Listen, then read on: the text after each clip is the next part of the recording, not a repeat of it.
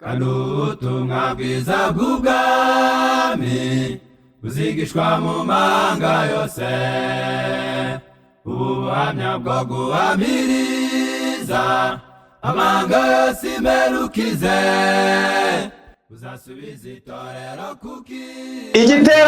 Igiterane ibyahanuwe n'umuhanuzi Zefaniya birasohoye, ubwo Uwiteka yavugaga ati, nzateraniriza hamwe abakumbuye guterana kwera, bahoze ari abawe bavunwa n'ibibakoze isoni.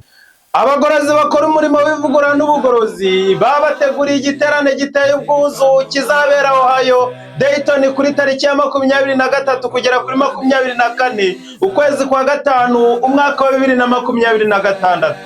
Bitewe n'uko isi igeze ku musozo, ibimenyetso byinshi bikaba bibigaragaza. Abantu benshi babitangira ubuhamya.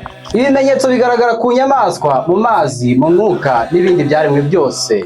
Iri ni ryajwi ritwibutsa ko hashize igihe kirekire ibimenyetso bigaragaye, kandi ko hari kuragaye gato ngo agakiza kacu kabonerwa muri Yesu gasohore. Dore ibyiza tuzigira muri aya materaniro: ubukristo buzima bwemewe n'Imana, ubuhanuzi ujyanye n'igihe dusohoyemo, umuryango mwiza n'ukuboneka, kwirinda indwara no kwivura twifashishije iby'Imana yaremye, gutsindishirizwa n'ubuntu kubwo kwizera n'ibindi.